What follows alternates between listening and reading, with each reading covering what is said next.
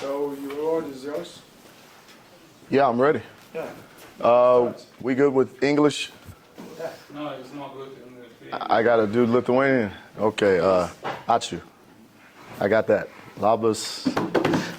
No, first off, I'm gonna stay seated just because I'm gonna be working this, okay? Normally I stand and walk and do all that. I'm gonna sit down. First, thank you, SKM, for inviting us.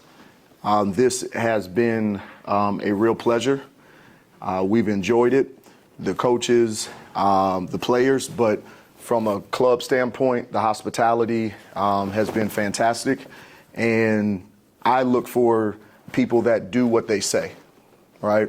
Hey, we said we're going to do this. Did you do it? Right? And you guys did. And I hope you guys feel that we did that as well. So we appreciate you guys 100%. It's been really, really good. Okay.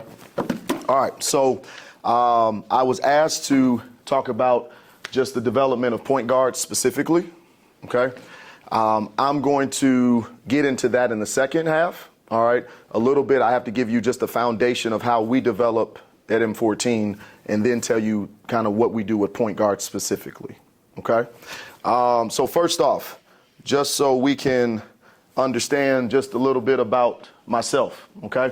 I played Division I, many what's pounds? What is pounds here? kilograms. Yeah, many kilograms ago. I was a little bit smaller, okay? But I played Division I.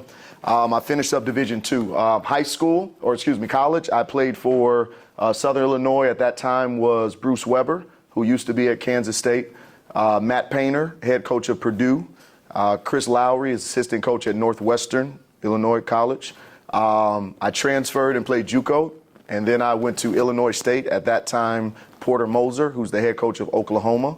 Brian Baroni, who's the head coach of Southern Illinois Edwardsville, and Steve Forbes, who's the head coach of Wake Forest. Then I finished up Division II under a coach that played or that was at Louisville under Denny Crum as well as Rick Pitino. So I've been under a lot of great coaches and philosophies, okay?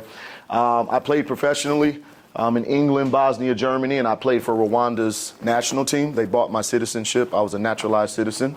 I started M14 Hoops 14 years ago. I was 26. I am 41 now. I created a system of development that involved court skills, life lessons, as well as mental toughness, okay? With that, I didn't invent anything, all right? There's only one person that invented the game, James Naismith, right? I just organized it in a way that has worked for us, okay? Our system of development, it has worked. We've had several players in America ranked in the top 100 in the nation. We've put hundreds of kids in college. We're probably the largest skill development brand in America. I've franchised, and so we have locations in all these different states. Nick used to be an employee of mine. He now runs our Indianapolis location, and there's 3 locations in Indiana. And he is head of our player and staff development, so he trains all of our staff everywhere, and then also is kind of the brainchild of the system and continuing to keep it updated, right? This past Monday, it was American holiday, President's Day, and we had over 1,000 players training with us all over, okay? I say all this to say, I know a little bit about basketball. I don't know everything about basketball, okay? But I have done it. I've played it at a high level, and I have developed players that just play this level all the way up to this level, okay? With that, here's some of those players, right? Those are some notable ones that are playing in college basketball right now that we have trained. And when I say we've trained, I mean since they were 7, 8, 9, some of them 10, 11. I taught him how to dribble when he was 8.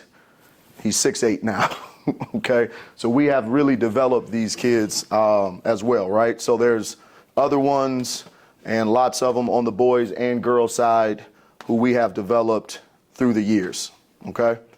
I'm going backwards. No, I need to go forwards. There we go. Boom. Okay. All right. So your way works. Okay. don't sit here with an ego and try to point holes in what I'm saying. Like, yeah, I know you said this, but we could do this. Oh, no, we do this better. Your way works. It's all good, okay? I am going to share with you the M14 philosophy. That's not really even an American philosophy. I've been all over the world. So it's a little bit from Europe, a little bit from Africa, a little bit from Chicago with West Side Guard being gritty and grimy, a little bit American, a little bit of this, a little bit of that, okay? But please don't be in here with an ego. I'm just here to share some information. Things that you like, keep it, take it. Things you don't, throw it away. It's all good. I'm leaving tomorrow anyway, okay? But make sure we have the proper mindset when we're in these type of situations, because it's very simple. When we get a lot of great basketball minds, we all want to start saying, oh, well, what about this? But no, but I do this. I know, it's all good. You're good, we're good, your way works, okay? So let's just try to understand, and I'm just going to explain the stuff we do, and then we take it from there, okay? Fair enough? Cool. All right. So things to consider before you get started with even developing a player. The first one is this, which is a very, very, very big deal to me. As many clinics as I've done, as many as I've seen, they always talk about X's and O's. They always talk about drills, but they never talk about your communication skills. And if we're going to deal with children, you have to be able to be a good communicator, okay? That is extremely important. We train our staff on their communication skills, all right? What that looks like for us is this. We'll train coaches on body language, right? Just on what you're saying non-verbally, right? How do you hold players accountable? But do you do this with yourself? How are you talking with your coaches? How are you talking with the players? Different players at different ages. What's the way that your communication style is with them, okay? Very old school mentality. Do what I say, do what I say, do this, do this, do this, do this. That doesn't work with these kids this generation, right? This changed it all up. Like, you have to know how to communicate with these kids. Some of us are parents, and that helps us learn to communicate with children a whole lot better than when we were single, okay? But that is a very, very, very big deal. And I'm not just saying that where we could end up saying this culturally. I take it to studies. I take things to science, right? Because you could say in Rwanda, we do things like this. I could say in Chicago, it goes like this. Well, in Lithuania, it's not this. I don't care about none of that. We just take it to experts, psychologists, of what they're talking about with communication. So this is just one of many studies that you could go look up and see. But they talked about the difference between positive reinforcement and negative reinforcement and tied it to a kid's heart rate when they're taking a test. So when they got negative reinforcement, their heart rate went up. See anxiety going up in the world? Yeah, it's adults, right? And it's also phones and stuff too, right? When it's positive reinforcement, it wasn't. So what happens in a game, which is a test, when all you're doing is screaming and yelling at the kid? You're not doing anything productive. Now, with that, I am not saying that you don't hold them accountable. All right, any one player that plays for me very well understands you better do everything I'm telling you, do how I do it. And yes, I will get in their ass 100%, but it can't be all the time. I have to motivate them. I have to find some things that are good that they're doing, and I got to compliment them. For me, as a young coach and a young trainer, that was very difficult to do. Like, just to be able to say, good job, was something I was not good at. To get Coach Nick to smile at sessions, those were things we were not good at that we had to really work on and practice. So I know we want to talk about basketball, but if you don't have good communication skills, it doesn't matter. An exercise that I do with coaches in America, I tell them, hey, close your eyes. Think about the best coach you ever had when you were a kid. And I'm like, all right, open your eyes. Did they know anything about basketball? Do you remember any of that? I'm like, I don't remember. But you remember how they made you feel. You'd run through a wall for them because they motivated you, right? That's who we are now to these kids. All right, so we have to remember that, and we have to check our ego as adults and just remember we were 10, 11, 12 at one point, and as me and Coach were talking, you don't remember how good you were at 15 years old either. Like, you weren't focused neither. At 10 years old, you wasn't focused either, right? Go ask your coach, okay? So communication, guys, is a very, very, very big deal to how we teach and how we develop our coaches, okay? But that is something that you definitely have to work on to continue to get better at. All right. Excuse me as I go back. Bang. Bang. Boom. All right. So how's good your communication skills? That really matters. And again, I'm telling you guys, do not sit there and think that we're soft. Like, it gets ugly with me in huddles. Like, you're not doing what you're supposed to do, I'm gonna let you know. But again, it just can't be all the time, all right? And that doesn't have nothing to do with culture. That has to do with science, okay? We need to make sure that we're being good communicators with children, because 9 times out of 10, they ain't playing professionally.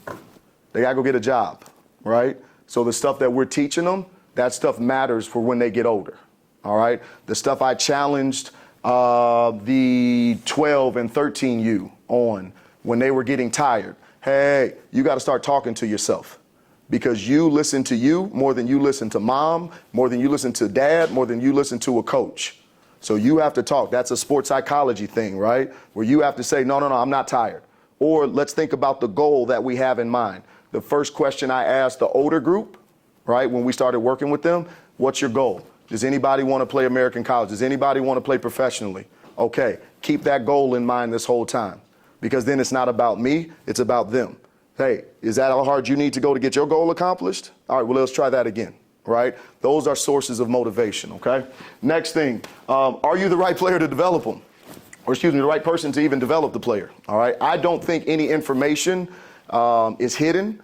I'm just saying that you need to research, okay? When we're developing stuff, information is out there, okay? We have to take what we're doing more serious as just a whole in charge of children. Right? Like, research more, develop more. So I commend you for being here. That's awesome. How much time do I have with this player for training sessions? How long are they going to be working with me? That was a conversation we just had. For the 5 days or 5 sessions I had with your players, there's only a certain amount of things I can get accomplished. Right? So I can't go too deep here or more over here. I have to really understand how many basketballs, how many rims, how much time do I have, how much staff do I have, because that's going to help me know what my curriculum and practice plan should be, okay? What type of environment are you trying to create? I told the kids they can make mistakes. I don't know how you get better in life if you don't. You're gonna make a mistake. I need you to feel comfortable making mistakes. Now, I'm talking about training sessions. In games, it's a little bit difficult, right? Like, hey, we gotta balance that a little bit because we're trying to win the game too, all right? But there's still a way, and you have to be able to distinguish between the two. All right, even when they're making a mistake, do they make one mistake and you sub them right out, or do you give them a play or two, then sub them out? What feedback do you give them after they make a mistake? Right? Did you show them in practice how to not to make that mistake again? So we can't just say, don't do that. Right? One of the greatest coaches I ever had was like, hey, did you try to miss that shot? No. He's like, okay, so then why are you looking at, I'm gonna yell at you? You didn't try to miss, let me help you. All right, the kid didn't try to make the mistake. And sometimes as adults, we get so wrapped up in the game that we just yell at them for making the mistake, but they didn't try. So at least teach them. I'm not saying don't yell at them. I'm just saying afterwards teach them, okay? Where does that player play? What team? What's the system that they're running? Training has to translate. So a lot of stuff that you guys saw us do this week, we took individual skills and we built it into team skills, because we can't drill on an island is what we say. You can't just do this drill and keep it over there. Whatever you're doing has to get into the game. All right, that has to work. So whatever drills you guys do, it has to translate. I think this is a big mistake American trainers make. They just want to train, have no idea where kids play, right? Where they play rules the land, all right? Like, it has to work in my offense, whatever you're doing, okay? It has to work in my D. You can't just teach this philosophy and then they come play for me and I'm like, no, don't do it. You know what I'm saying? So there has to be some connection there, okay? What level are you trying to prepare them for? Because that's different. With the youth kids, we only got up to 4-on-4. With the older ones, we got to 5-on-5, and we just put some different stuff in, right? So these are all questions you have to ask. And then if you are a club, do you have a strict philosophy? Where's all this headed? What is our club trying to get accomplished at each age level with skill, team concepts, and intangibles? So this is where we start to talk about my club, okay? In America, I have a facility, 53,000 square feet. 6 courts, weight room, film room. I built it myself, okay? No investors, none of that stuff. I'm the guy that did it, all right? I ran my company for 8 years, reinvested all the profits, and I bought 5 acres of land and I built a facility, all right? So I run teams, I run training, and we also train the little ones too, okay? We are probably the largest club in Illinois. In the spring, we're going to run 60-ish teams at boys and girls, 17U all the way down to 10U, okay? And we'll still have 500 kids that are training in our training program separately, okay? 2 different programs. And then we'll end up having 100-something kindergarten, 6-year-olds to 8-year-olds, right? So we have a large organization like you guys. I employ 70, 75 people. 15, 16 are fully employed, meaning they are husbands, they are wives, they have children, they can work this on a salary to afford their families. We offer health care and benefits. So I'm for real about what I'm saying, all right? This isn't some shit I heard. I'm really doing it, all right? So this is very important here. So this is some stuff I will dive into on what we do. So the basis of what we do, our team's philosophy sits on our development, okay? The foundation to M14 Hoops is this. This is where teams start and go up from there. But this is the foundation to what we do. Our youth academy will run an offense I created, then our high school runs a different offense. So let's just talk about this first, right? So 4th grade, which is 8U, right? All the way through 14U, they will run the same offense, boys and girls, okay? When they're younger, they just run a smaller version of it. When they're older, it gets a little bit more complex, right? High school, we run a whole different offense. But again, boys and girls run the same thing, and then we add different wrinkles into it, okay? So now taking this back down the ladder to this. All basketball is biomechanical movements, right? Turn your shoulder, do this. This is a biomechanical movement, all right? So that has to plug into technique. The proper way to get down is just a movement, right? This has to plug into the right technique of dribbling, passing, or shooting. That then plugs into skills, whatever move we're teaching, however we teach it. When you have that skill move, it has to plug into your principles. So we don't just randomly do this attack move from someplace on the court. You heard us a lot this week saying, hey, from the top of the key, you must drive in between the lane lines, right? From the 45 driving middle, you have to drive into under the elbow. But we then have our attack moves that plug into those principles, okay? Then those principles plug into translation. So this is after your set breaks down. So whatever offense you're running, I don't care, it doesn't matter. Once it's over with and that little set doesn't work, you're in the player movement and ball movement. So then you have to know if I drive here, you got to know where to go, right? And if he goes there, you got to know where you should go. So in our skill sessions, we teach them individually, and then we have to start teaching them how to play with everybody else. And then that gets them ready to go play anywhere. I don't know what your offense is going to be. I just know after it breaks down, basketball is very generic in some ways. Baseline drive, baseline drift, right? 45 drive, hit the corner, or you go up or you die. There's only 3 options. We don't have 50 of them, right? So we will drill out of those principles, and then that's how we make players smarter. And that's how I get IQ accomplished as well as skill work, okay?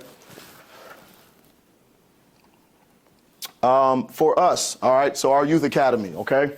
As I said, it gives players a chance to play high school basketball. So when I ask, hey, where's this whole thing going, right?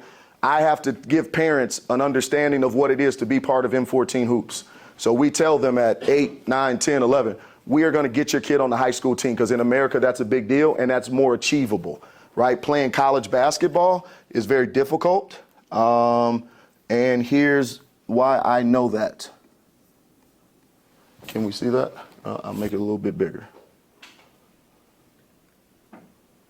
Can you get a little bit bigger?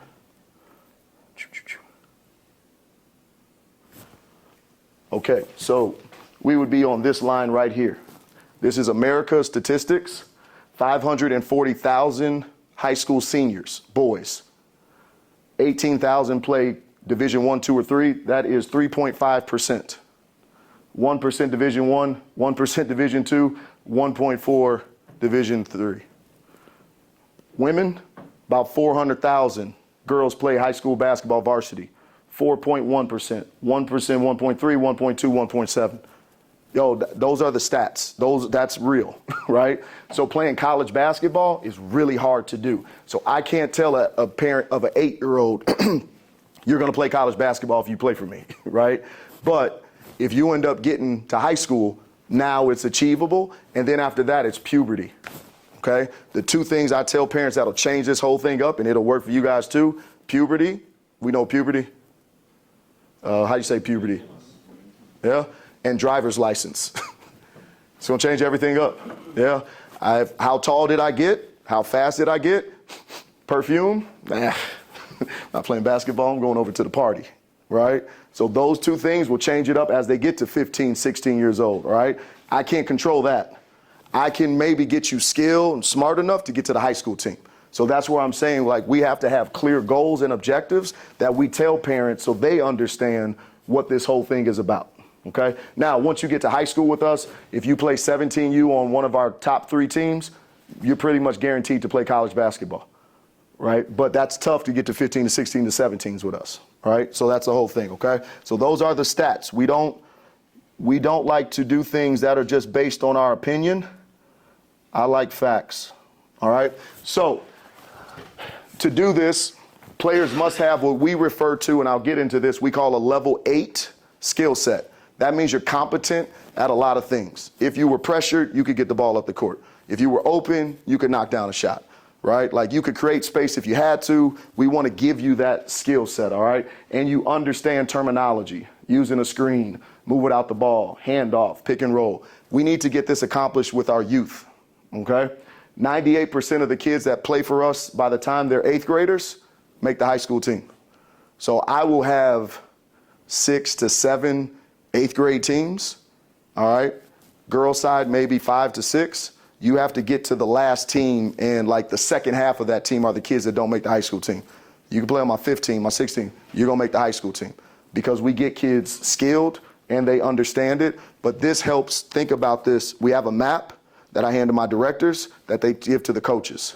So it's very clear on what we're doing and where we're trying to get this going. And then I go get real results. Because basketball, as we talked at dinner yesterday, is very subjective. You like that player, I don't like him. We're both right. Stats are not.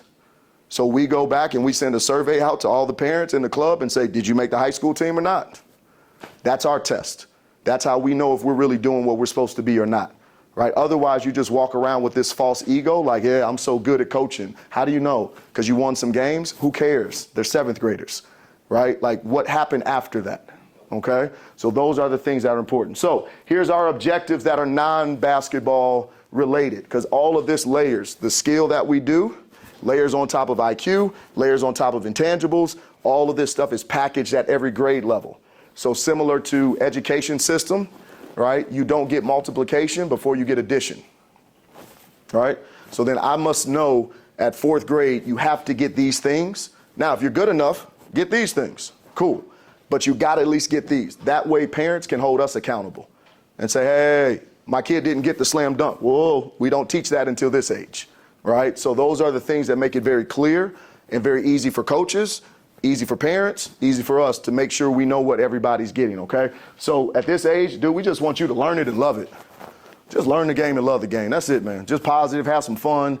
I got interviewed by somebody from China, and they said, hey, you've done skill development. What's the #1 thing for youth that they need to have that's the most important? Fun. Do you do anything you don't like? Do you do stuff that you suck at? 90%. Yeah, all right? No kid is doing something they don't like. So if they're not having fun, they ain't doing it. So now, does fun mean just knock out and la la la? No, but it has to be positive. Like, they got to have fun so they stay in the sport, okay? There's so many options where we're at. As we said to Corollas yesterday, there's, 25 clubs in 5-mile radius from us.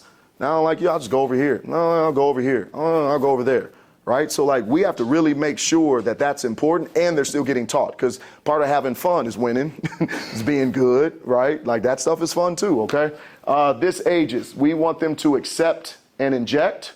So this whole thing is about figuring out who you are. So we give them general and advanced skills. We use puberty and genetics as a guide for on-court skill work. Hey, you're 7 foot. Maybe we need a little post game, right? Still ball handling, but maybe that, right? So we look at those things, but we need to help them figure out who they are, play a lot of positions, get all the skill. We don't just all of a sudden say, hey, you're tall, so you just post, or you're short, so you just dribble, right? We're giving skills to everybody, and then we let them tell us who they're going to be, all right? So here's the thing. Once they get to high school, it goes to this, okay? This is a chart I created. You will not find this on Google, okay? U15, U17, high school basketball for us. We want you to dominate the game within your identity, and we use genetics to figure that out too. Like, how tall are you, how fast are you, right? Because we end up having somebody that's my height that's like, oh, I'm a post player. No, you're not. Shut up. All right, so we have to make sure we understand these things, okay? But this kind of helps us know, because a big thing that has happened, thank you to Europe, the world has gotten more skilled, okay? Big thing that I learned when I took a trip back to France, Italy, and England. Those clubs hated that they played so many games, and all I did was practice and skill. In America, we play too many games and we wish we did more skill. So it's like we both like what each other does, okay? So the influence of Europe, right, Africa, all that stuff has been big, heavy skill development. The bad side of that is kids don't have an identity anymore. When we think about us growing up, playmakers, you passed it, that's it. You weren't a scorer. You didn't do all that stuff. You set your teammate up. If you're at position 2, you shoot, right? That's the stuff. That game has changed now. Everybody has to have skill, right? But now the bad side of that is they still got to have an identity. You cannot be third best at everything. Like, oh, I'm a good shooter, sort of. Oh, I'm a good dribbler, sort of. Now you're on the bench. You have to be good at something, right? So we have to help them, guide them towards, hey, this is what you're really good at. We've trained kids all the same, and we're going to show you 2 of the best point guards in the nation. We train them the exact same. One of them shoots it more. One of them drives and kicks it more. It's how they worked it, right? But so we have to help them get an identity. So you could just see here, hey, if they are a three-point specialist, what's the next thing on how they expand their game? Well, that depends on their genetics, right? Are they a three-point specialist that's like Jokic? All right, well then you probably pick and pop is the stuff we need to do to expand your game, right? Are they a three-point specialist like Nick Daniels? We're probably going to get off the dribble then. This is a map to help us know how we should develop you and train you to expand your game. So we need to get one thing that's really good, but we got to keep on adding to your game as well, right? Because you're 15 years old. You should still continue to develop yourself, okay? So this just gives us an idea. Now, again, underneath all of these headings are drills on how we can help a player figure it out. This helps our coaches understand what to do, because I don't want a coach coming in and just being like, hey, I know what to do. You're 23, 24. No, you don't. You haven't had enough experience yet, okay? So this helps them like, hey, what is this person? I think the kid's a slasher. Cool. Are we working on slashing today? Are you working off the dribble? What are you working on? I think they're going to work on this. Okay, cool. Then there's drills underneath that they can do. So then there's at least a guide to help them out, okay? So this is how we develop players. That is our system of development, okay?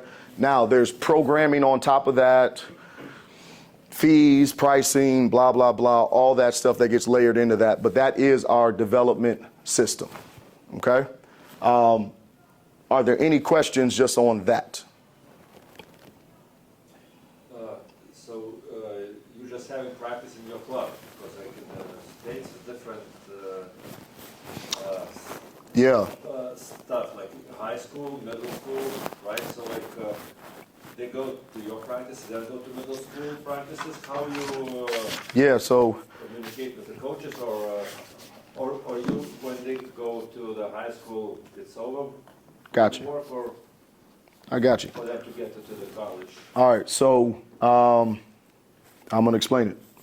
August, September, October is fall for us, for M14, not for the world, right? November through Feb, winter.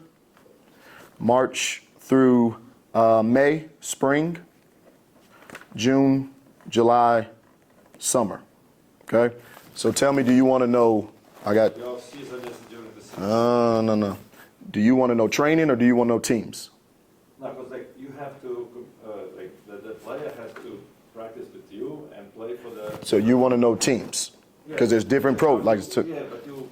Oh, it's different. It's separate. Okay, so teams. Now tell me the age. Perfect, cool. Not, middle school is, So everything tracks differently. That's why I'm saying that, right? So for us with high school, right, in the fall, there's leagues maybe that run, but it's big training, right? Not a lot of AAU, okay? November through Feb, yes, they're with their high schools, so then there's nothing that they do with us, okay? We might run some training sessions just for skill work. We started doing that because I own a facility. We started doing stuff 3 weeks ago on Sunday nights, because that's a free night for them that they could come, optional skill work. communicate with the coach if they're okay with that, or it's just players? No, I just tell the parents and players because it's different, right? Because it's program based and it's paying, so we just have to talk to parents. Now we have great relationships with the high school coaches. We obviously have to, right?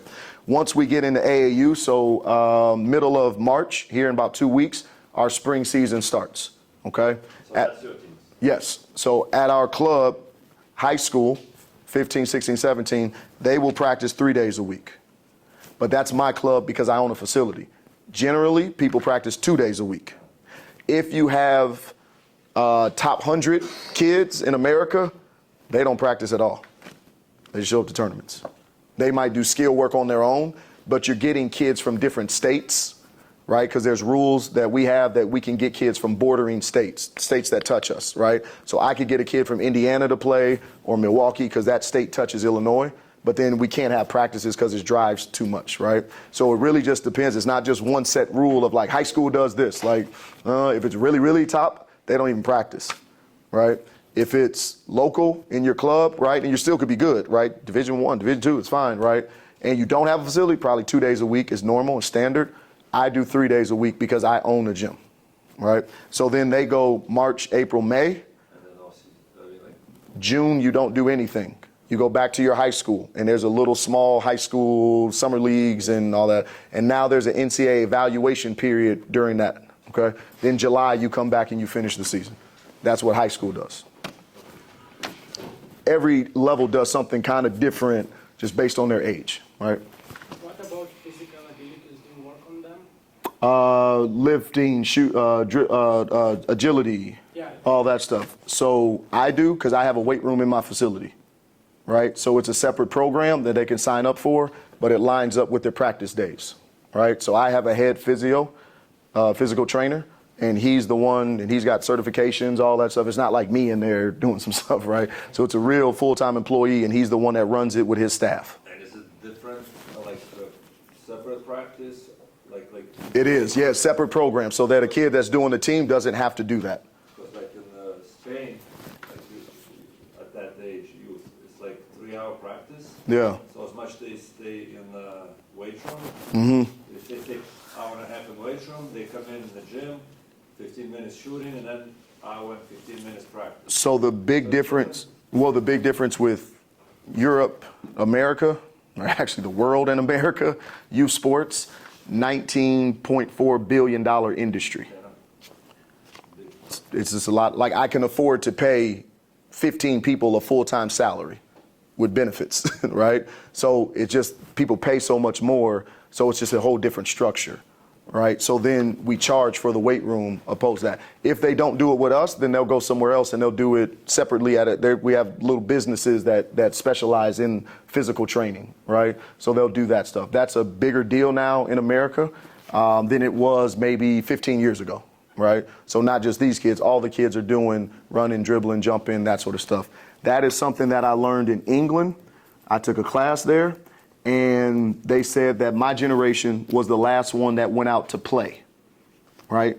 Climb trees, balance, monkey bars, right? Now kids, these generations, they don't do that. So then they don't get all of the extra mobility and athleticism that just going out to play got you. So now people have to supplement more to do that. And then you see a lot of more injuries happening now, especially in America. A lot of that stuff is specializing early. Okay, or just overtraining too much at young ages, and then by the time they're 15, 16, shit snaps, right? So there's a lot of options, but those are things that we help parents guide them through and understand on what to do and how to do things. So yes, we do, but it's separate. How many physical trainings does kids have during the season? Weekly. It's usually twice a week. Twice a week. Yep, 2 times a week. So 24 total over 3 months is what they'll do. Yep. Any other questions? Boys and girls work training together or separate? No, separate. For us, it's separate. Yeah. So the whole thing is like I don't want you guys to leave here and think that we are a clear indication of all of America, right? I have the biggest club in the state, so my stuff runs a lot different than everybody else. I own a facility, so I can control my time a lot differently in programming than everybody else, right? So my girl side is just as big as my boy side. So no, our girls do separate training, same structure, right? Same price, all that stuff, but they're just together. Same program. Yeah. Yep. And that's a big thing. We train our girls just like we train our boys. I've always said I don't train a race, I don't train a religion, I train basketball players. I don't care. Doesn't matter to me. I do not train our girls any different than our boys. Everybody gets the same stuff. That's why our girls are really good. Any other questions? Is any of this helpful? Yeah. You can tell me no, it's all good, I understand. I'm leaving tomorrow anyway, so you can say no, it won't hurt my feelings. All right, so Ray J. Dennis, Nigel Pack. Nick, give me some stuff about Nigel. What did he, like in terms of accomplishments, college? He was Big 12, first team all Big 12 in conference with Kansas, Baylor, all the big Power 5 conference. He was most outstanding player in the Final Four last year. Was ranked the #1 shooter in the country in college. He was at Miami. They played in the Final Four last year. He was a hell of a player. He was a top 100 kid coming out of high school. Had over 20 offers coming out of high school. Had the first triple-double in EYBL history. So on the youth level, the Nike circuit, they called it EYBL, stands for Elite Youth Basketball League. Top players in the country playing there. He got the first triple-double ever in the Peach Jam, which is one of the biggest high school tournaments in America. When we got into Indiana, because he's an Indiana kid, he was not any of that. He was good, right? He was talented, no doubt. There wasn't any of that. Nigel is 6 foot, right? Ray J. Dennis, he started working with us when he was 8, 9 years old, something like that. He was a little kid. We got to sit on YouTube when he was a baby playing. He is at Baylor this year. Last year he was at Toledo. He was Player of the Year in the conference. Ohio Valley, I believe it's Toledo, right? OVC? MAC Player of the Year. And he is having a really, really good year this season with Baylor. He's our starting point guard, okay? So these are two players that we trained when they were younger. He is top 10 in the country in assist right now, right? So really, really good, but seeing them with mustaches and beards and all that is really crazy because they were babies when we had them before, okay? So what I'm going to show you, I'm going to give you kind of some general philosophies, our point guard philosophy. I'm just going to show you like a lot of clips of film, okay, that just shows our philosophy in real games. But I'm going to show you what it looks like with point guards that are currently in our program. Then I'm going to show you what it looks like with them in college, okay? Then after that, we'll be done. We can go to the court. You guys can ask some questions. All right, I'm not going to keep you in here all day because I'm not that interesting of a person, okay? So I want you guys to know what's going on, all right? So let's see here. Today's point guards, all right, the positions evolved. As I said, just like the game, man, today's point guard must be able to be part of the offense and score, but still got to get the team involved. That's a big difference now, man. You got to be able to score with the ball now. Being a playmaker, okay? Intangibles that we can accomplish during skill sessions. Being the hardest worker, leadership, being the source of the energy, communication, verbal, nonverbal, talking, right? Competitive, ability to handle adversity, unselfish, IQ, time score, tempo, read the game, okay? So these are things during our training sessions, right? Even if I went back through everything, you could see how we were getting some of these things accomplished with all the players, okay? Here's a secret that I don't say to a lot of people. There's a point guard that developed the system, and we train every kid to be a point guard. Because if you don't become one, you're probably just gonna be a shooting guard. Like, it's easy to teach you to score, like it's hard to teach you how to think, okay? Just like every one of my employees, I train to be an owner. So if you don't become one, you're just a really good director, right? But we have to give you that because besides American quarterback, point guard is the hardest position to play in sports, okay? That's what we believe, right? American quarterback, hardest position to play in sports. That's number 2. You have got to be smart. You have got to be skilled. You have got to do everything. And it's a very thankless position. If we lose, it's your fault. If we win, we win. Sucks being a point guard, okay? So you got to understand that, all right? But these are things that we try to get accomplished with all of our players, all right? Other things that we do, these are our guard principles. So a lot of these things should not be new to what you're hearing or you were hearing at our training sessions, okay? So we have attack principles. From top of the key, we want to drive in between the lane lines, all right? From the 45s, we want to drive under the elbow. That means pretty much they're driving to score and not to pass, right? Driving baseline drift, and we talk about driving above or below the block. Playing without the ball kind of fits into these principles. Strong side drive, you slide away, baseline drift, middle drive, boom. Player movement, ball movement, getting to the second and third side are very important, okay? So this is where the land of development and team collapse, right? They crash together, okay? Because you cannot just sit here and do all these drills because that's not the point of the game. The point of the game is 5-on-5, right? So these drills have got to translate into 5-on-5. So this is now going to start colliding, okay? When we do passing drills, we define passing as the right type, right time, right place.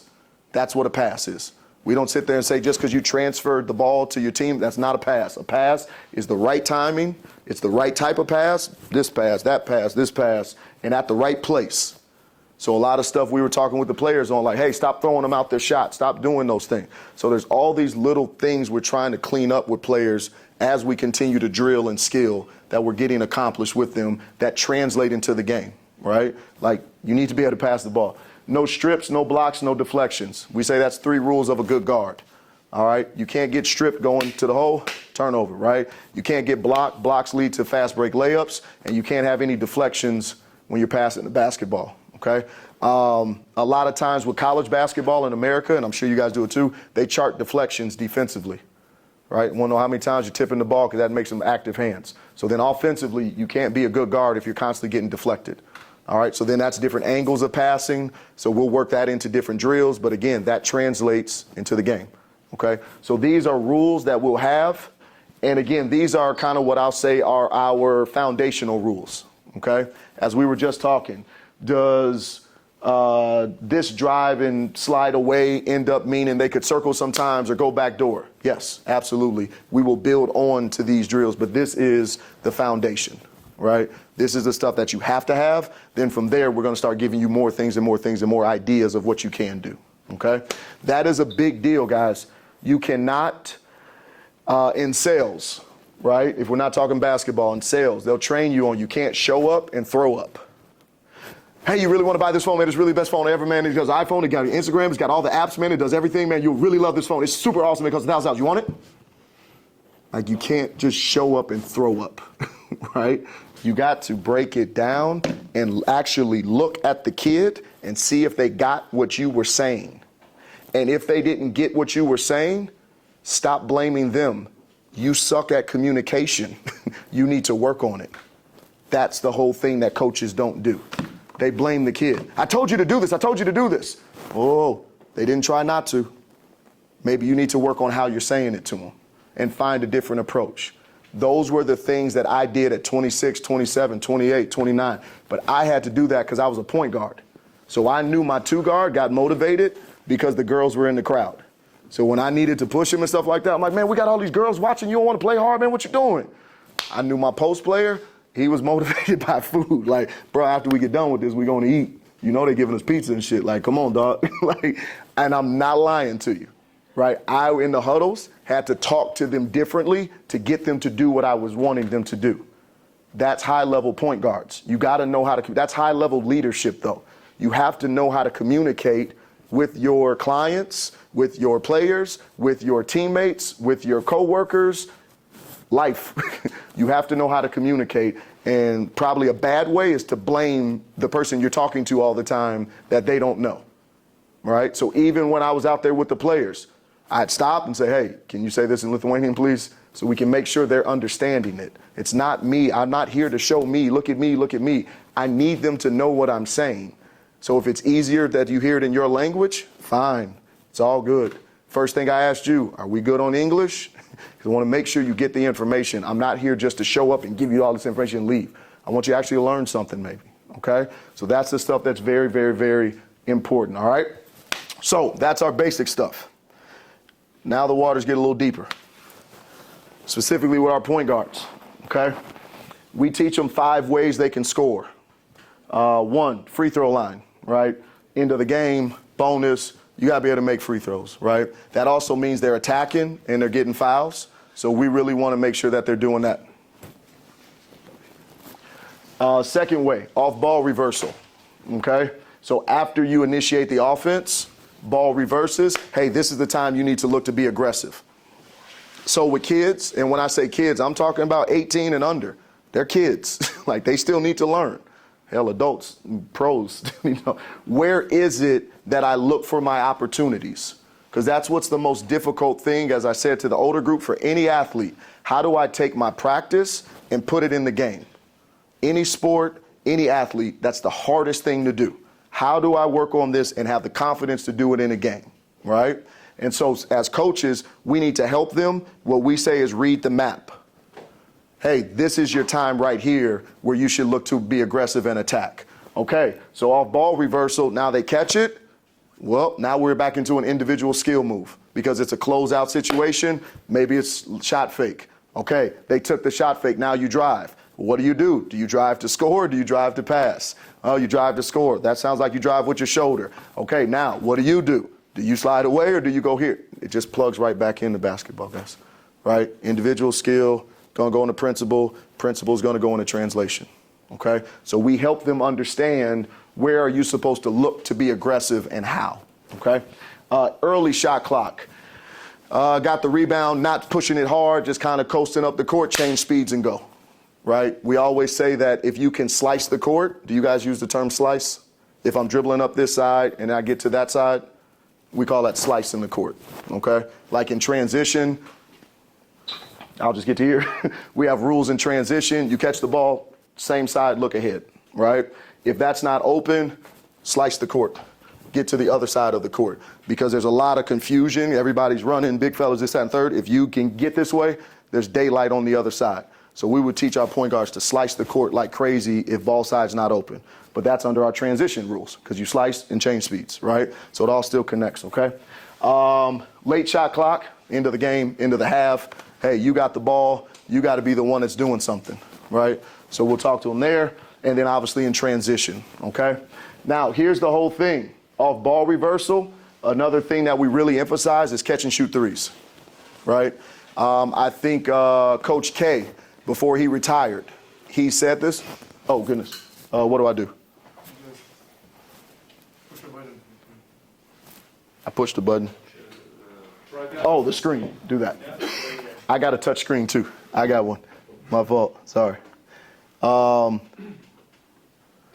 Coach K said this. I think it might have been one of the last years he was coaching. He said, hey, one of the most deadliest things is the catch and shoot three. Right? A lot of our stuff is, we call it loosely based in analytics, right, with our offense. So again, remember that chart now we're talking about up here. So we want to score and we want to play in a way that's based in analytics, not in my opinion. So the highest percentage shot, layup, right, or dunk. Okay, cool. Next one, when you look at college basketball on how they score the most points, catch and shoot three. So we want to design an offense and a way of playing that gets that and plays to analytics better than anybody else. So it's all about catch and shoot three. Where do you get the catch and shoot three? Probably off ball reversal. And then how does that happen? Maybe you drove and kicked. So we always say we want to get the great shot all the time. Okay? So we give up the good shot for the great shot. All right, but that's also, again, not my opinion, it's based in analytics. So then we play very fast. Like, we're playing real fast up the court because analytically that's the best way, that's the fastest way to score. okay? Then we end up getting into offense and doing that stuff, right? We give them 3 tips that they need to think about this. More IQ. Who's hot? Like, who just hit the last shot? Like, you have to pay attention when you're playing. You can't just run the offense. Like, dude, who just hit the last shot? Where's the mismatch at, right? We got to know these things as being a point guard, and then how can you inject yourself in the offense? Because that's very difficult, because a lot of times us as coaches, hey, a point guard initiates it, and they don't get it back, right? So then they have to really look for, when can I inject myself and not be called selfish? Because if I just dribble up the court and the defense is looking at me and I go, I drove into phone booth, there's not good spacing, now I'm selfish, right? So we have to really help point guards understand, how do you be aggressive? But again, think about this. This is not for me. If they're younger, it's aggressive. So high school coaches like you, once we're talking about our high school players, you need to be in an aggressive way that colleges like you. So that's there's a foundation that's not my ego, that's not what I said. Hey, look at the way college basketball is played for this kid. Hey, you need to be able to play in this style. So I know you think this or this or this. That shit don't work, man. They're not letting you do it, right? And then we always think about, oh, what about the NBA? The NBA is a different game, people. Stop thinking about the league. It's a different game. The court is bigger. The players are in the half of a percentage of athleticism, height, and ability, and the rules are different. And that's the biggest thing. You can't stand, there's no help side. Hell, I can score all day if I could dribble as much as I want to. You can't guard me. So stop trying to think that we're preparing kids for the NBA and stop trying to prepare kids for the NBA. It's an entirely different game, right? So college is even less likely, but it's still something that, again, when do we start talking to kids about that? Once they get to high school, right? Because then we can see what? Puberty and the driver's license. So we can see how serious you are. And like, yes, you have a chance. What chance do you have? Based on your genetics. No, you're 5'8". That's going to be tough for you to play Division I unless you're really, really fast, really, really quick, really, really skilled, and really, really smart. Maybe you got a chance, but you still finish D2. If I'm 6'3", and you're skilled, and you can shoot, and you're athletic, Nick Daniels, you play Division I. So we are here to guide them and help them. And sometimes parents don't like that conversation, right? But I'm fine with losing somebody, being honest and not rude, than lying to them just to get my money, okay? But we have to be able to back all this in real facts and not just emotion and ego and what makes me look good, what makes me look good. I'm done playing basketball. I'm at peace with the game. I'm good. This is for you, okay? So that's a big thing that we have to help them with to understand, all right? How do you inject yourself into offense in a way that's going to make you look good for the next level that you're going to? Remember, people, what did we say? What was the thing? Because all of this stuff connects. We talked about this right here.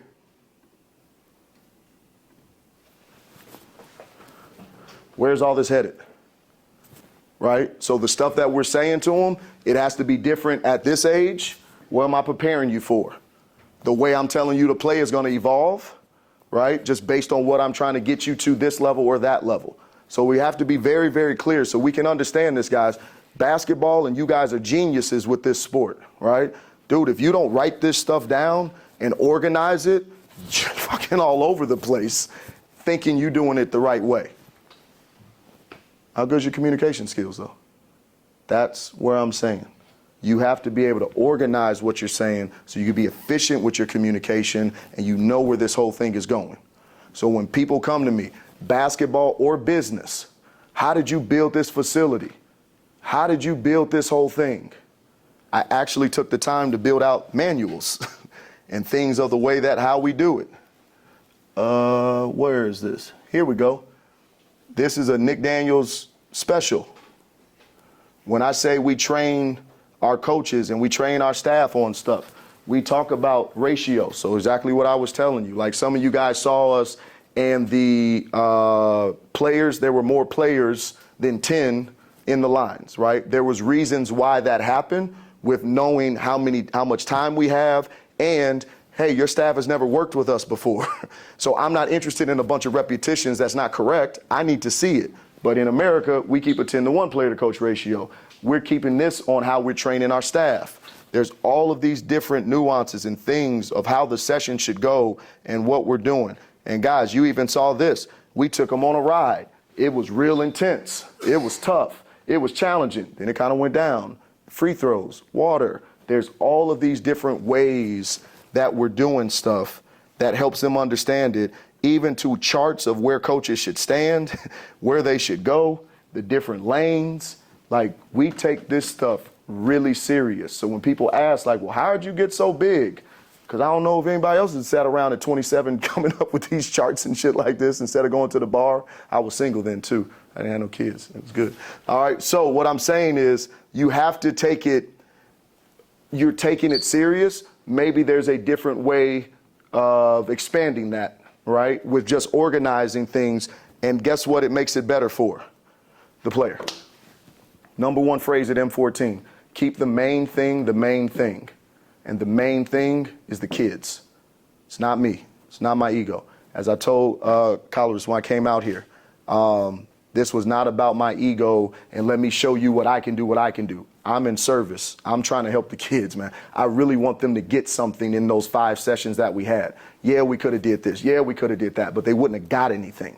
I know we cleaned up their footwork. You told me we cleaned up their form.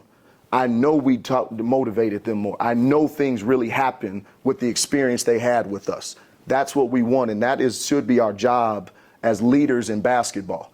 Because whether you're coaching 8U or 18U, first team, 15, you are a leader in basketball, period. We are the next generation of coaches that will impact this game and will impact this youth. So we have to make sure that we're being very, very, very careful with what we say, how we say it, what we're doing. Because I don't feel like getting out there. Guys, I ain't ran training sessions like this shit since like, hell, it's been about 10 years since I've been like, there's a lot of people in America that was hitting us like, yo, Coach Matt's out there training.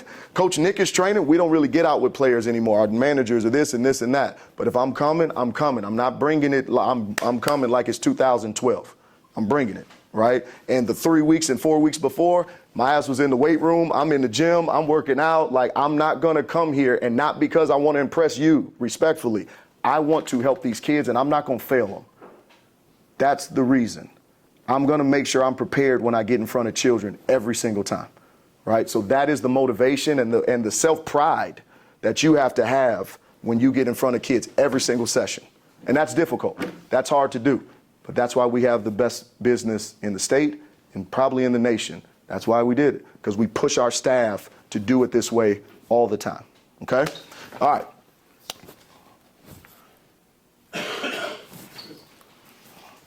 You guys could laugh a little bit. That's all good. All right, let's see. Where we at now? Let's go. We were here, and so let's go back to that. Okay. Defensive principles. You can't be a defensive liability, contest all shots, pressure the ball, be smart, play the passing lanes, guard the ball screen correctly, right? So, like, we still have to teach them defense, okay? That's a really big deal that I see. I will speak for America. I cannot speak for Europe. We don't emphasize this at all. And then they end up being on the bench in college. Super talented, super athletic, super fast, whatever, Division I, II, or III, right? My own players, right, have come back from school like, hey, how's it going? Say it. No, say it. You were right. I wasn't playing defense, so I'm not playing. Told you. Like, you have to defend. All right? Coach Nick will tell you, you are the position that you can defend. Nah, I'm a 3. You can't guard a 3. You're a stretch 4. Like, you are the position you can guard, period. So if you can guard multiple positions, you're more valuable, right? 100%. So now, based on that philosophy, high school, we'll switch everything. Not because we're lazy, because of that philosophy of being more attractive to college coaches. Where's this headed? They want to play college basketball. So we have to have philosophy that matches and gets towards that. You see how all of this stuff connects, and it's not just random stuff that we do, okay? So we have to emphasize defense as well, all right? That's very important, okay? All right, so just last one before we get into just some brief film. Like, I've probably got 15 clips of different things. 5-second, 10-second clips. And then any questions, then I think I'll be done. If anybody has questions, we can go from there, okay? So just from a skill standpoint, right? So before it was kind of IQ, team stuff. Skill standpoint, what are some things they must have? They got to be able to do. You've got to be able to handle the ball with both hands so that they can attack or handle defensive pressure. You have got to be reliable with the ball. I have to be able to trust you, okay? You cannot sit there and tell me, oh, I'm a point guard, and I'm going to have this conversation with the player when I get back to America. And I'm going to ask, hey, what position do you really want to play? And they're going to tell me point guard. And I'm going to pull out a stat sheet and it says 24 points. All good. I'm fine with that. 2 assists. 7 turnovers. You're not reliable with the ball. So then don't come to me saying, hey, I should be recruited up here. You think it's the 24 points, and so did your mom, and so did your dad. None of those college coaches thought it was that. You're not reliable with the ball. So if you as a coach can't communicate that to them correctly so that they understand it and don't get defensive, you failed. Period. So it's about how you articulate it, right? But they have to be able to be reliable with the ball. Make, catch, and shoot threes. For us, just as a benchmark, this isn't like just have to be's, but we got to set some kind of goal in mind. By 16, hey, can we be reliable shooting the ball, right? Like that's just a good kind of goal to have. If it's 15, if it's 18, whatever, man. Like we got to have some sort of thing we're working towards is really what our point is, okay? Pass with both hands. You guys saw that with drive and kick. When they were driving left, we were making them pass it left. Okay, but why were we making them pass it left? We explained it. If you drove left and you pass across your body, that defender's right here, and then you get a what? Deflection. But one of our rules of a good guard is no deflections. So it all matches back up to our principles. So on the skill side, we make them pass it with both hands. Okay, finish around the rim with both hands. Okay, obviously be able to shoot free throws. That's why we shot free throws a little bit all the time through practice and didn't just take 10 minutes to shoot free throws, right? I learned that tactic through a volleyball club, which was he actually was a coach for USA Volleyball and had he was like the volleyball, or we're like the volleyball version of what he was. Big facility, biggest club in America, all this stuff, way more than we were. He would talk about water breaks, and he never really said water break. His rule was players can go get water when they needed it. But he's like, Matt, if I stop and get water, and he's like, what's a water break take? I'm like, shit, I don't know, a minute? He's like, yeah. So if I stop 1 minute, how many do they need? I was like, fuck, I don't know, 3? He's like, cool, 3 minutes. We have 3 practices, 9 minutes. Call it 10 for my math. 10 minutes a week. Second week, 20 minutes. Third week, 30 minutes. By the end of the month, I've wasted 40 minutes of practice for them to get water. If they need water, just go get it. I was like, shit, he's right. I don't implement that one, but we end up just getting free throws, right? So, hey, we're done with the drill, get water, shoot free throws. So I'm getting a little bit accomplished, right? So by the time we got through the free throws, they probably got 10 in this practice, 10 the next one, 10 the next one. End of the week for you guys who got 5 practices, goodness, they got 100 free throws up when they were tired. Kind of like the game, right? So that was quality there, and you didn't have to just kill your practice to do it. So those are just little kind of nuances and things like that, right? Talking about water, bro.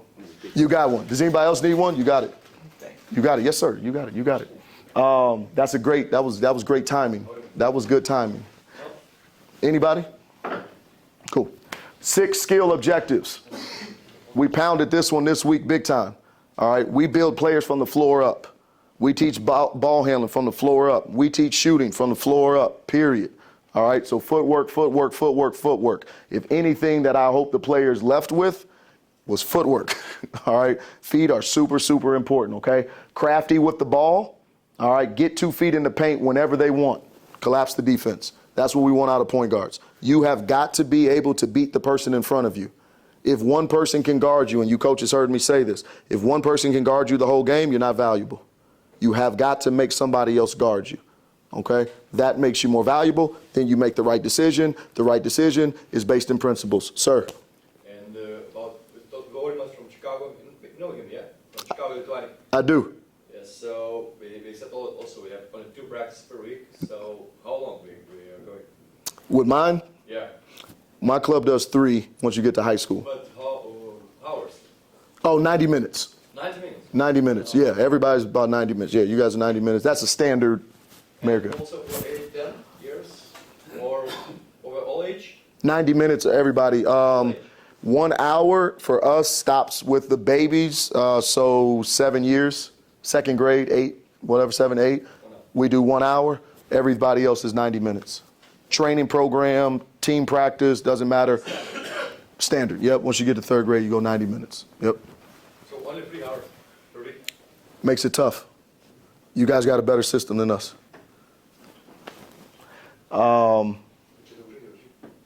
So you can see how I have more control based on what he's saying, but that's a whole thing that I told you in the beginning. How many sessions do you have? What environment can you create? Like, you have to have an answer to all this stuff to know how to be able to build your curriculum out so that it can be efficient and effective. Otherwise, you just end up wasting time, and we already don't have a lot of time, right? It makes it very difficult, right? Crafty around the rim, finishing multiple ways. Crafty with shooting, being able to get your shot off, creating space. Crafty. They need to be crafty in all facets of the game. They need to be crafty, okay? That we do like, because we don't want things to be so boring like, A lot of times in America, early on, a reputation was M14, oh, they teach all this crazy stuff with the ball. Yeah, because that's how basketball's played. You have to beat the defender. You ain't beating them just with a little basic crossover unless you use your shoulders. It's facts, right? Now everybody's like, oh, M14 teaches all the best stuff. Like, yeah, dude, because this is real basketball. You have to be crafty. I like you guys teach being crafty in a different way than us, and it's really cool. Just the rhythm that kids dribble, the passing, the styles, it's just much more creative in Europe, much more acceptable, right? Just something as small as a behind-the-back pass. Maybe they don't get yelled at with you. You'll get crucified in America if you do it, even at like 17 years old, right? Or this pass, like you do that in high school, you might never play again in life and stuff, right? But you guys, it's just a little bit more open from what we're used to and what we do, which I think is a very good thing about that. Then the 3 objectives, like I said, we're trying to get the great shot. This all relies on the point guard. Find us the great shot. Who's hot? How do you inject yourself? IQ. Read each lane on what to attack. That is the map. Should we be going this way or should we go this way, right? And then plays well in ball screens and ghost screens. Obviously, you got to be able to do that in basketball these days, especially as you get older. You have to be able to play in a ball screen or ghost action. We run more ghost screens than we do ball screens, but same thing, right? That you got to be able to draw fouls on the opposing team's point guard, okay? So these are the things. So now I'm just going to show you clips of all of this in action, okay? It's probably 20 clips total, all right? So I'm not going to clip you to death, all right? But just watch it. They're 5-10 second clips, okay? Here we go. So let's see it in action, baby.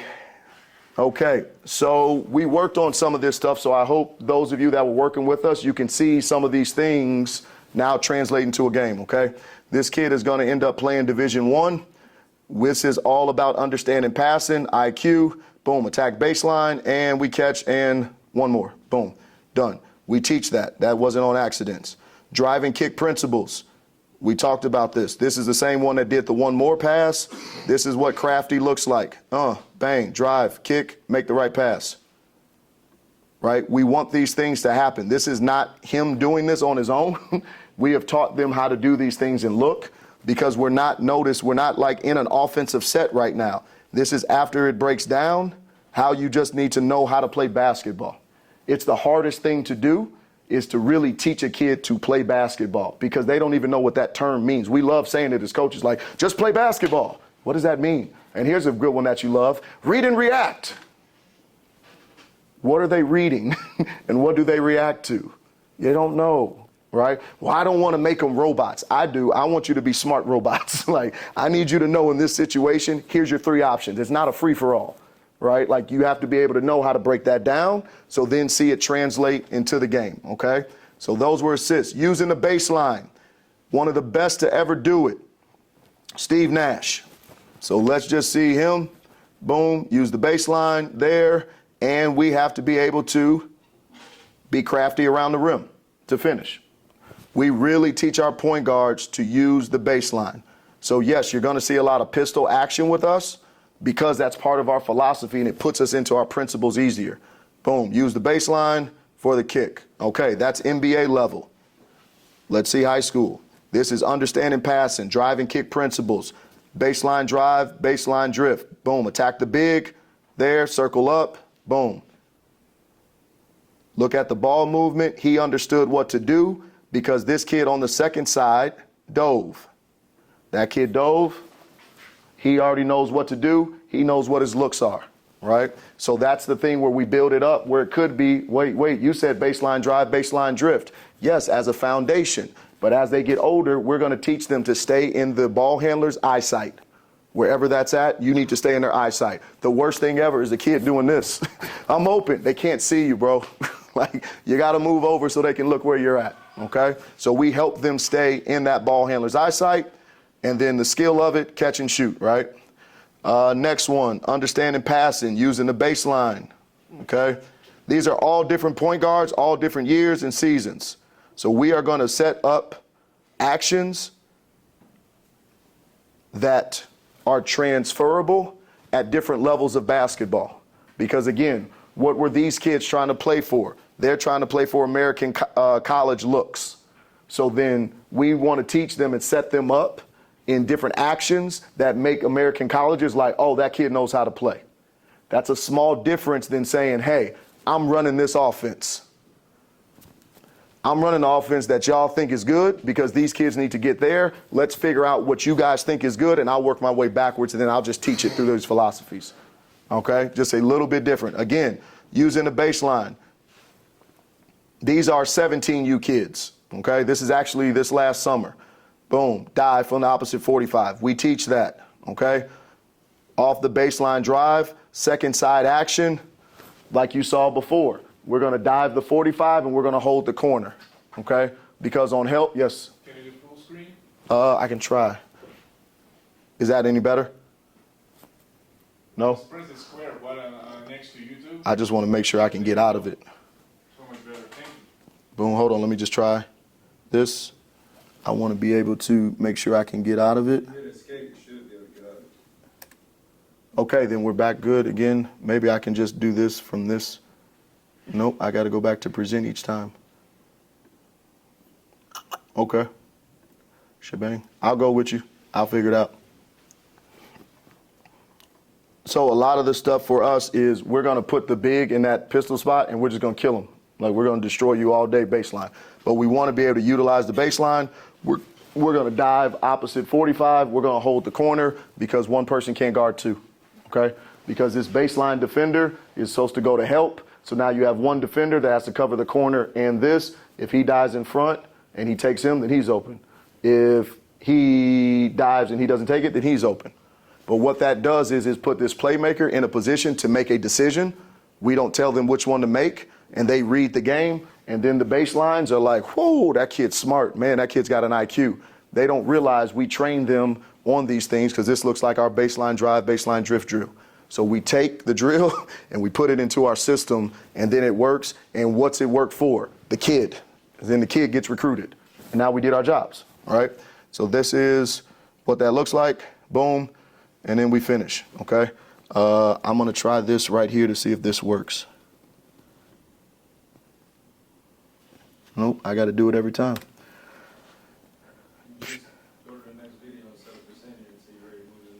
I know it won't let me go full on that one though.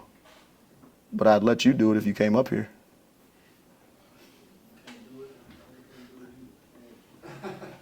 Oh, I can.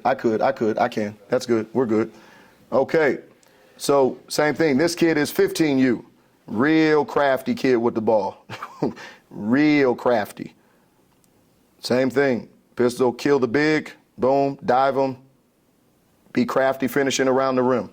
All right, so all of these things are what we teach, and then this is at the highest level of Division I basketball. This is Ray J. Dennis. Same sort of situation. Attacks baseline, there's a dive, finish. So do you understand, like, it almost gives me goosebumps. Like, do you understand that our whole system is set up to work that way so it helps the kid, and it's not my ego that's the thing that's leading it. I just made every college coach be like, oh, that works in our system. Perfect. We're good. So now they got what they needed. Keep the main thing, right? Another option on that, Nigel Pack, little bit different situation, but this happens, college basketball, right? Playing Notre Dame, attack the baseline, dive. Right? Nothing super crazy with that. Let me see here. This is slide. Boom, doom, boom.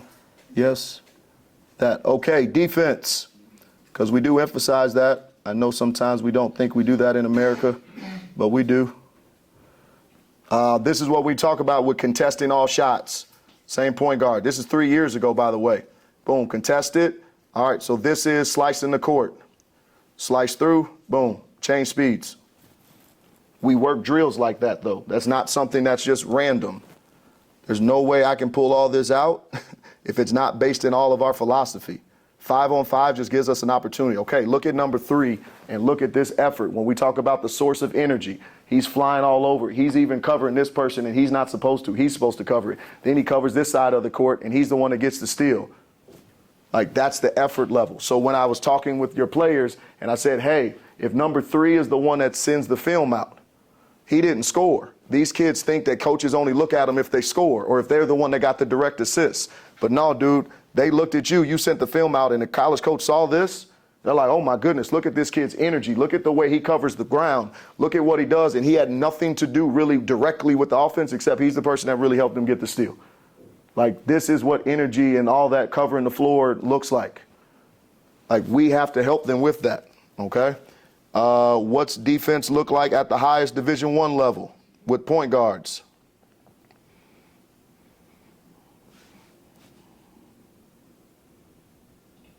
Okay, Ray J, we talked about they got to be able to defend ball screens, all those things, right? Now, that's all philosophy, guys, on do you go over the top or not. But all I'm saying is that's just extra effort. Like, he could have just held off on the screen. What we end up telling our players, screens are not excuses. That's what we end up telling them, right? So when we're doing 3-on-3s or 4-on-4, oh, I got screens, not an excuse.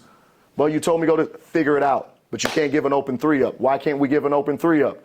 Because in analytics, that's the best way to score. Catch and shoot threes is really high point production. So then we don't give extra 3s up. So then you better figure it out. What's that end up doing? Showing effort on the defensive end. What's that do? Looks good to colleges. Looks good to high school coaches. Gets the kid what they want out of it. You have to lead with philosophies that plug into knowing where you're trying to go with a player. Nigel Pack, boom, passing lane, 6-foot guard, finish athletically around the rim. That's the difference with high major guards, mid major guards, low major guards. 6 foot, you're still all over the rim, right? That's not a skill thing. That's just athleticism, right? That's how the stuff changes. Okay, just a couple more. Don't worry. I'm not putting you to sleep. Late shot clock action. This is look at both point guards' mannerisms. We talked about communicating verbally and non-verbally. He's telling people what to do, where to go. Okay, that is 15U, okay, freshman. This is high major Division I basketball.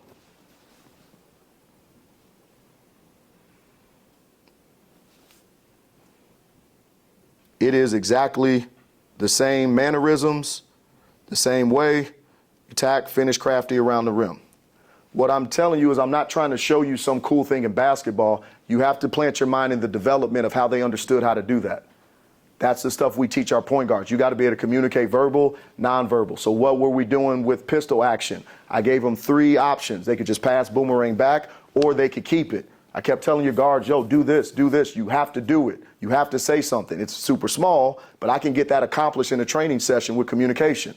So if you know all these things, I don't have to make communication my focus, but I can get it accomplished through a drill. So I can add these intangibles into the skill work that's into the principles that end up working at every single level. That's the whole thing that I want you to see. I want you to see that like, oh, that was a cool thing. Like, I don't care about the play. Look at how they're playing and understand why they play that way. Ball reversal, 2 options. This is a different point guard. He's a bigger one. He's 6'3" point guard. Okay? Can we get some action here?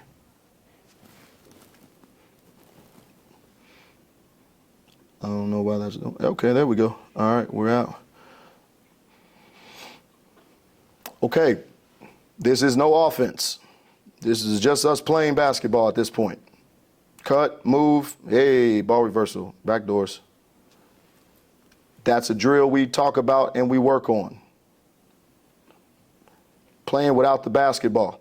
Coach Nick was saying that with shooters. Hey, when you're off the ball, we need to be ready to shoot the basketball because you have 1 second to get your shot off. That's the stuff we were telling your 17s yesterday, right, when you were there. Okay, why are we emphasizing that and why are we telling them that?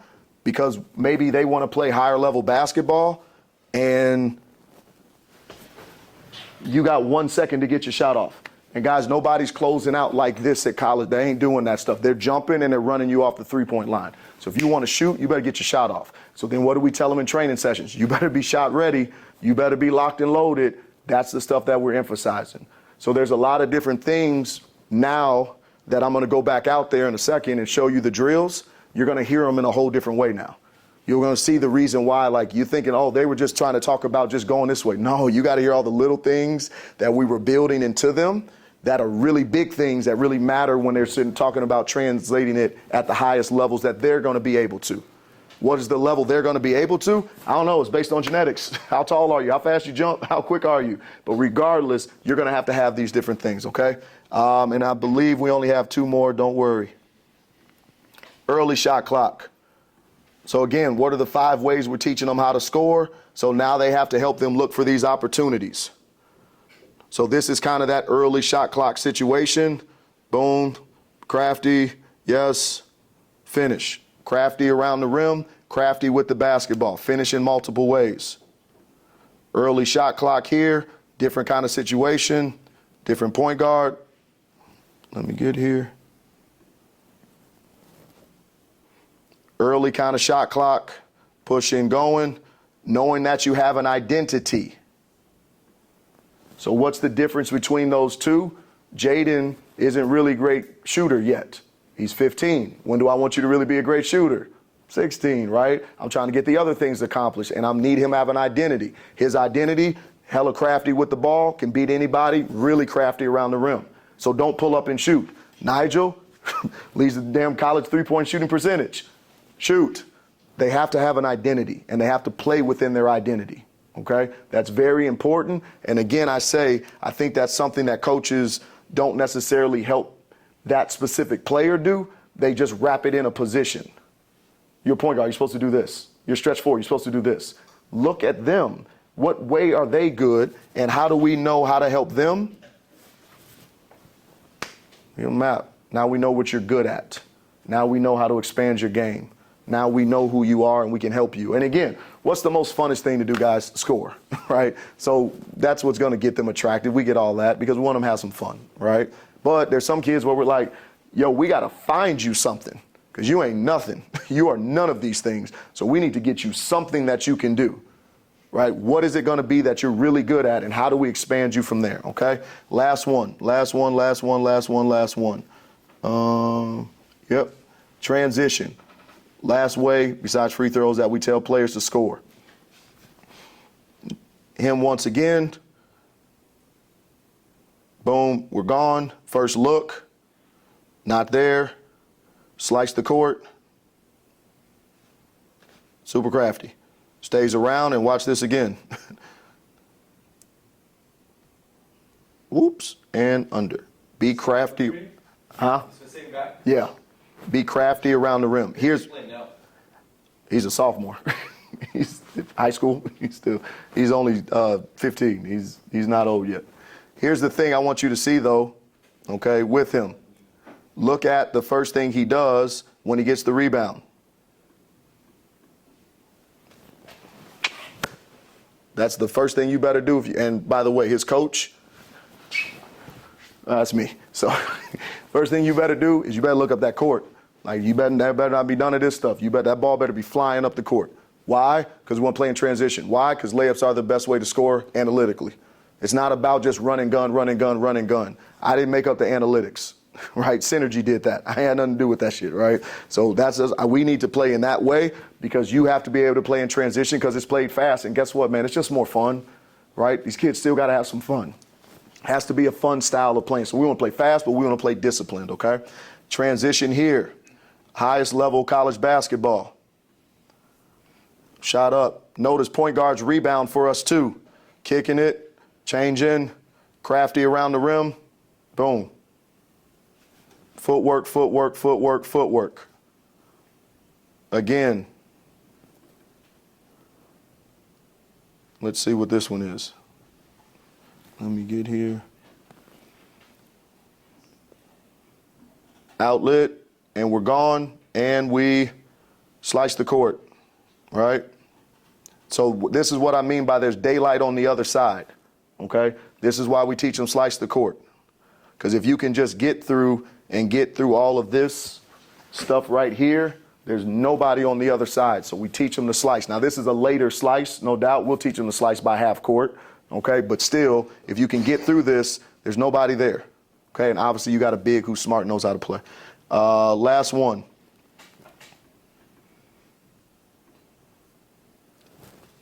Transition. Slicing. Drive and kick principles. Slicing. Drives, makes another person guard him, knows what to do and read. Okay? So this is all I'm saying.